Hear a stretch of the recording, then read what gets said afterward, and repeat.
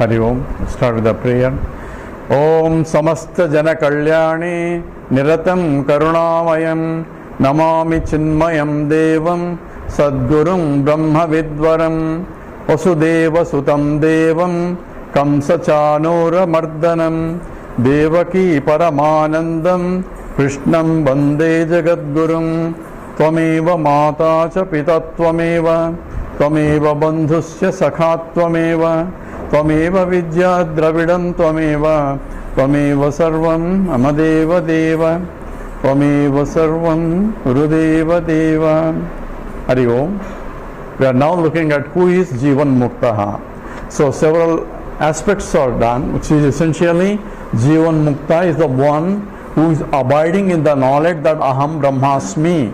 So not only the study of the Strotavyaha, Mantavya, study listening to a teacher for a prolonged length of time until the knowledge is crystal clear and there are no more doubts, so that they are reflecting on the teachings, Mananam, and even after the reflection that teaching has not become internalized, because I know I am Brahman, at the same time there are remnant Ragadveshas because of which I am running around still as I am transacting the world. I cannot but transact in the world. At the same time, while transacting the world, the remnant Ragadveshas come into picture and make me again back into the problem of samsara, because I take myself as a kartrutva bhavam is still there due to the likes and dislikes of still remnant are there. So, in order to exhaust those remnant Ragadveshas, you don't have to go back to the Karma Yoga and all that, because Karma Yoga was efficient way to reduce most of the Ragadveshas, so that I can be qualified enough to sit in the Vedanta class. So, if Ragadveshas are extensive, I become so restless because Rajasic Guna is predominant, therefore I can't even sit in the Vedanta class. That's why some people, if you bring them, they will become restless because they want to do something or do something else. Their mind cannot concentrate on this higher reality. They will even criticize why you need all these things first when people are starving or people are doing, and so on and so forth.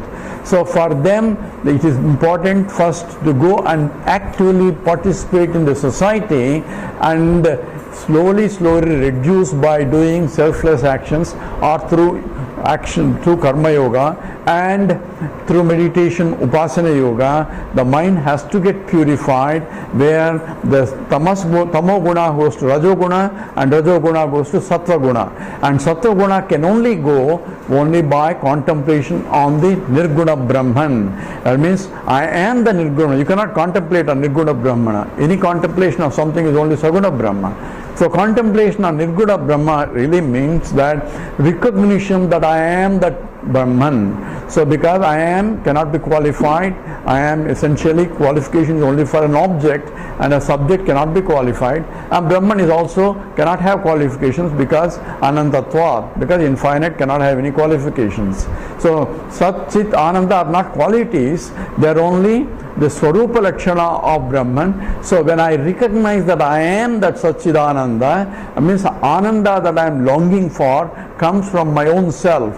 So therefore there is no reason for me to go after fulfilling some desires through sense objects, because that's why I am going after, because I am finding that the happiness is there. That's why I am indulging in sense objects, because I have a ragam. Ragam means attachment to the objects or the people and so on. So the running after so-called rat race is only because I have a notion that happiness is out there. But once I recognize that not only intellectually but experientially the happiness is coming from my own self, then abiding in that self, therefore I have no more desires left for me to go after.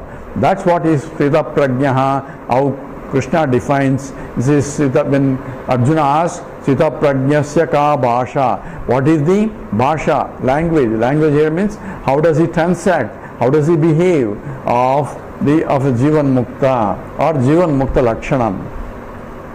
So Jivan Mukta Lakshanam Krishna defines in one sloka, says Prajahati yada kaman sarvan parthamanogatan atmanyeva atmana tushtaha. So sarvan, all Prajahati, sarvan kaman, all desires are gone. Prajahati means they are almost rejected or dissolved because of the realization that there is no happiness out there, and happiness, anything that even from them is coming from my own self, and that's all reflected happiness, and reflection depends upon the medium of reflection, but I am the original happiness from which the whole happiness is getting projected.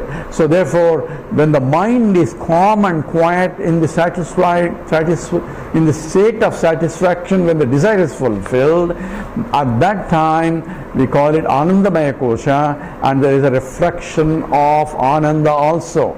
So in the Satchidananda aspect of Brahman, the Sat is reflected in all inert mediums, and Chit is reflected in Sat, Chit, and both are reflected in the subtle bodies, and that is in the Buddhi, both existence, because Buddhi is, and along with it consciousness is also reflected in the subtle body, that is when there is a Buddhi. Buddhi is a subtle material, and if I go to when the Buddhi becomes a calm and quiet or serene, where there is no agitations in the Buddhi, that means there is no more longing mind or a wanting mind or a desiring mind, or a desire is intense desire is fulfilled.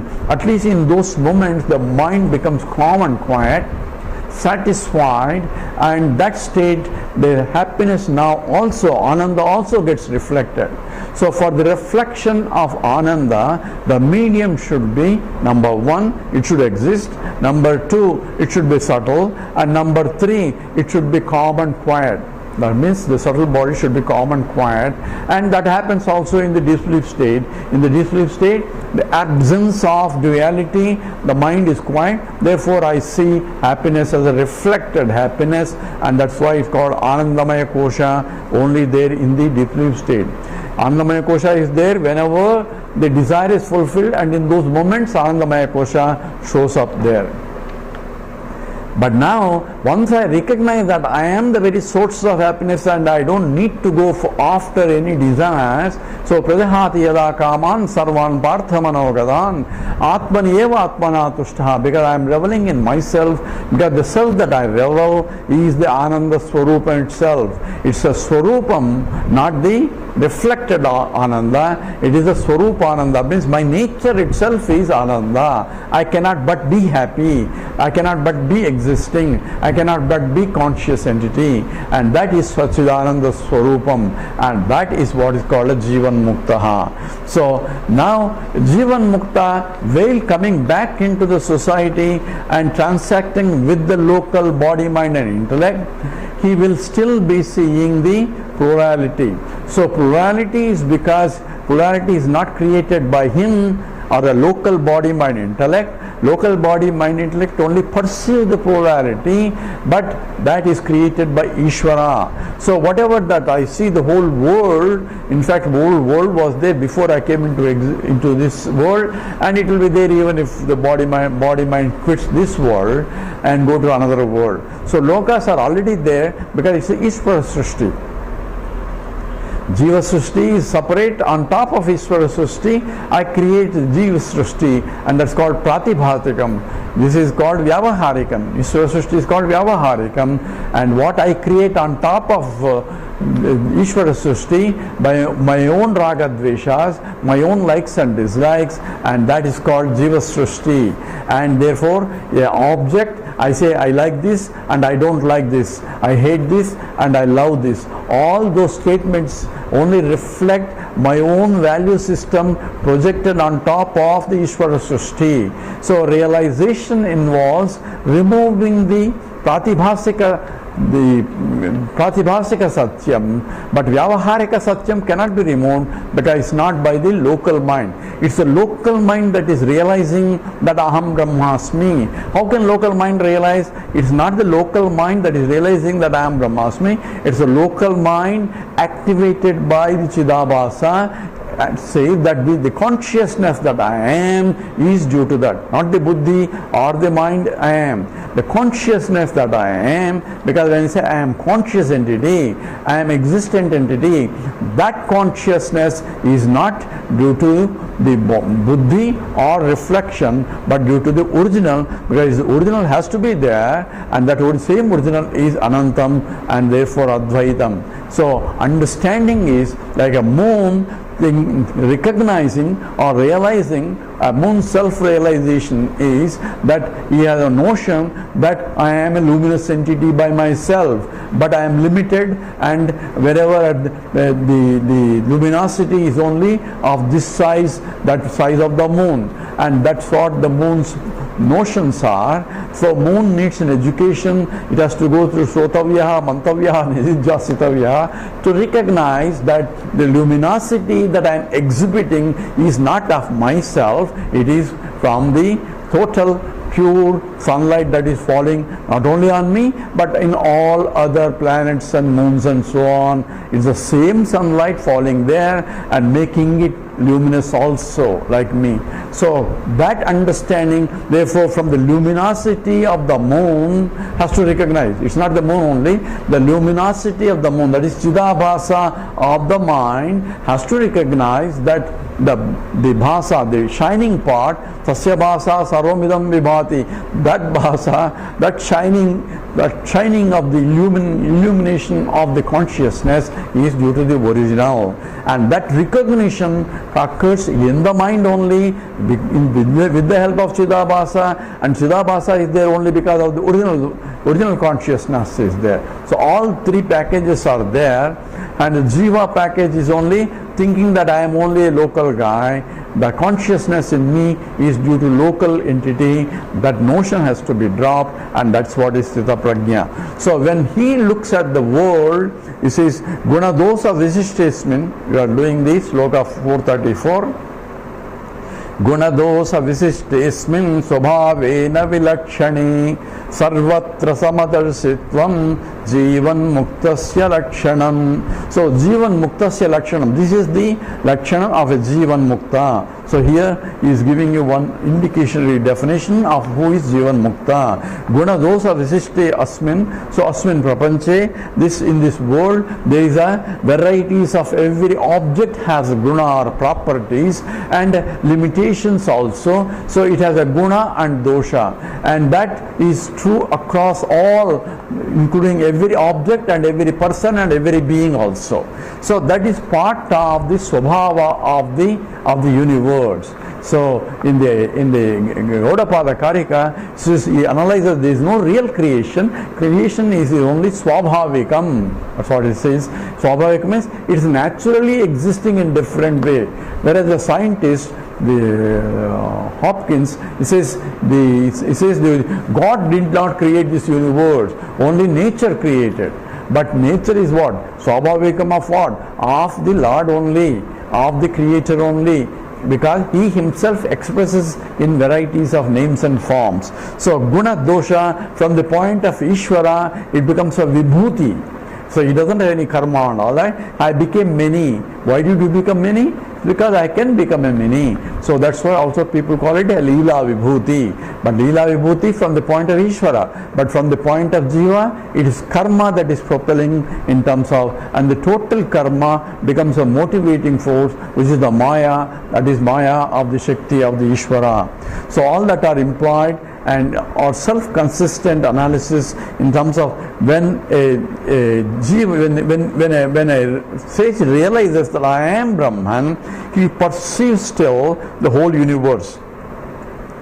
So it's not like a dream, where in the dream I quit my dream body, mind, intellect, when I am awakened. So I cannot be awakened in the dream, because that is a pratibhasika satyam. Whereas in the vyavaharika satyam, I can develop while in the jagrat, in the waking state, a discriminative faculty to differentiate what is real and what is not real in this world. So that understanding of reality, which is Sat and which is Chit and which is Ananda, and that is have the vision, at the same time he can still see the plurality because the mind and intellect are still there. So guna dosha visishtesmin swabhavena vilakshane, even though he sees perceptually everything as the jnani sees, but he doesn't have only ragadveshas to put on top of the Ishvara Srishti. So the Jiva Srishti will go away, Ishvara Srishti is taken, and Ishvara Srishti is glorified as the vibhuti of the Lord, or from the Advaita point, vibhuti of that Satchidananda, and I am Satchidananda, therefore vibhuti of myself only. You don't go and claim in front of everybody, but clear understanding should be there that Aham Brahmasmi, therefore everything is my own vibhuti, and that he enjoys while perceiving the differences, while seeing he is different, she is different, and so this is called Samatvam, and therefore Sarvatra Samadarsitvam. So in spite of the differences, in spite of superficial differences which are not countable, one sees the oneness that pervades across, and that oneness is that from which the whole universe came, by which it is sustained, into which it goes back.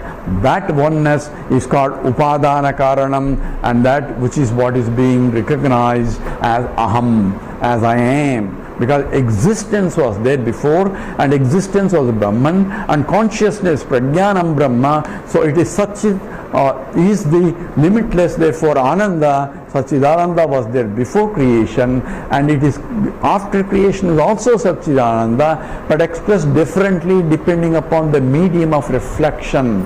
The medium itself is also Satchidananda too, because Atmana Akasha Sambhutaha, Akashat Vayu, Vayu, Agnihi, Abniyapa, the Prithvi, and all the Panchabhutas are created, and the subtle elements and the gross elements by Panchikarana, all that Vedanta has provided exhaustive details in terms of how the subtle material and the gross material and the anupraveshat, how the entrance of or the reflection of the consciousness through this all occur is also been specified.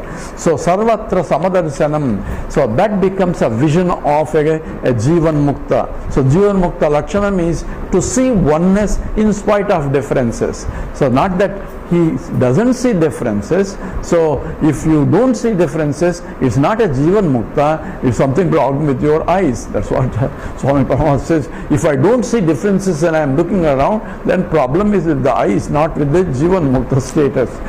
I should see the differences because the eyes and the senses are naturally can only pick up the differences. So when I'm seeing, I see a wall is different, chair is different, table is different, and food is different, garbage is different. There is no confusion there. With understanding that everything is same. That's how we said if a scientist also operates that everything is nothing but fundamental particles, but packaging is different, making the each attributive qualities and all are different. Garbage is also electron, proton, neutrons, and poison also electron, proton, neutrons, and delicious food is also electron, protons and neutrons. Knowing that everything is nothing but pure electrons, proton, neutrons does not deprive me to enjoy one side the delicious food and throw away the garbage. All that is implied. So understanding of Advaita does not negate the Dvaita perception or transactions and the experiences. What is negated is dependence on the Dvaita for my happiness is gone.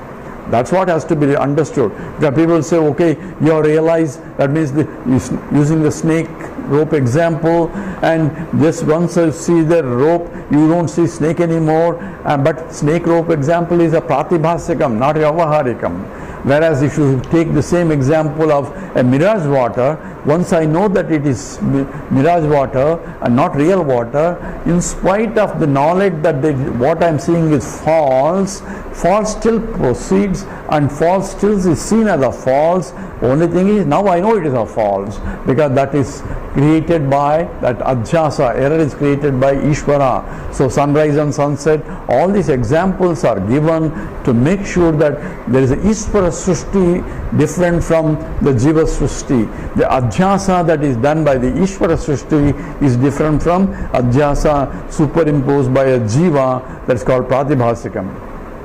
So when I realize, though, therefore there is a teacher, there are students, so teacher Jnani knows that everything is one. At the same time, he does see a student is different, his questions are different, each student, this student is different from that student. All the discriminative faculty is still there and applies as it wants, as it is required, but he does not have the previous notion that these are all real. These are not unreal also. Since his experience, it is neither real nor unreal. Therefore, this is all mithya. So, a Jivan Mukta understands Brahma Satyam, Jagan Mithya, and Jivo Brahmaivanapraha. I am not another than the Brahman. Brahman includes the Jiva, Jagat, and Ishvara. I am the substantive or the essence of all the three. And all the three may have all the guna doshas, and Ishvara properties are different, the Jiva properties are different, because Ishvara is Sarva Sankalpaha, is Karma Phaladata, all that his attributes are completely different, whereas the Jiva is a localized entity, limitation of Desakala Vastu Parichinnatvam is there. But a Jnani knows that I am Pur Brahman, which is beyond Desakala Vastu Parichinnatvam, therefore I am beyond the space, beyond the time, and beyond the object wise. Yet I can exist in all these forms, and therefore I am essentially becomes, this is my own vibhuti. So that's how the Jnani will be perceiving. So a Jnani, teaching will be there, and student will be there, and the mother is a mother, teacher is a teacher, father is a father, and garbage is garbage, food is food. All distinctions are there, only he doesn't have his own raga deshas to be superimposed on top of the Ishvara Srishti. Therefore, sarvatra samadarsitvam, and that's what essentially is being specified. And Krishna talks about his same nirdosham hi samam brahma. So there is no dosham from the Brahman point, because Brahman is infinite, they cannot have any dosham. And also in the Bhagavad Gita, the famous sloka, Vidya Vinaya Sampanne Brahmane Gavihastini Sunischa Svapakaisa, the Samdita Samadarsanaha. So Panditaha have a Samadarsanam of what? Vidya Vinaya Sampanne Brahmana, one who is a scholarly Brahmin or a samskara Purusha of Brahmin or a seeker, versus a Gavi, the cow, or Hastini, or the elephant. He has the same vision, or even a dog, or even a dog eater also. He has the same vision, Samadarshitvam. He sees the same because he himself is the substratum for everything. So for him, other people also, he is the substratum only. They are only superficially different. So just like gold recognizing that everything is me only, he has a Samadarshitvam in terms of all gold ornaments, and there is no liking for ring versus liking for bangle. But I am in the form of a ring here, I am in the form of a bangle there, I am in the form of a necklace. These are only names and forms. Superficial attributes are made because of the demand by the users. Those who want to use, they want particularly ring, some people want bangles, some people want necklace. So I became many in order to satisfy the desires, karmas or vasanas of the users. Same statement, in fact, is applicable for creation also. So the whole universe is nothing but pure Satchidananda, existing in different names and forms, and from its point there is nothing unclear, because everything is only a projection, name and a form only. So from the point of the Vishwarupa, he shows God's one side, and also Rakshasas also one side, because he is not different from the Rakshasas. Rakshasas are not anywhere else. Only they have a Rakshasa gunas attributed for those names and forms. So they have Asuri Sampatti, whereas the other side have a Daivi Sampatti. That's all the difference. In our own individuality, there is a Asuri Sampatti and Daivi Sampatti, where Daivi Sampatti has to be invoked and suppress the Asuri Sampatti to recognize I am pure Satchidananda Swarupam. So here the Samadarshanam is not seeing the disparities, while seeing disparities at the perceptual level and the transactional level also, at the transacting and operating at the transactional level, understanding in and through the differences, there is only one, that is me, that is substratum, that is Atma only in all Anatma. That recognition is what is essentially called the self, and that is called Jivan Mukta Lashanam. And we'll take one more sloka on related to that and come back in terms of the additional aspects of Jivan Mukta. Om Purnamada Purnamidam Purnat Purnamudachyate Purnasya Purnamadaya Purnameva Vasishyate. Om Shanti Shanti Shanti. Harihi Om Sri Gurubhyo Namaha. Harihi Om.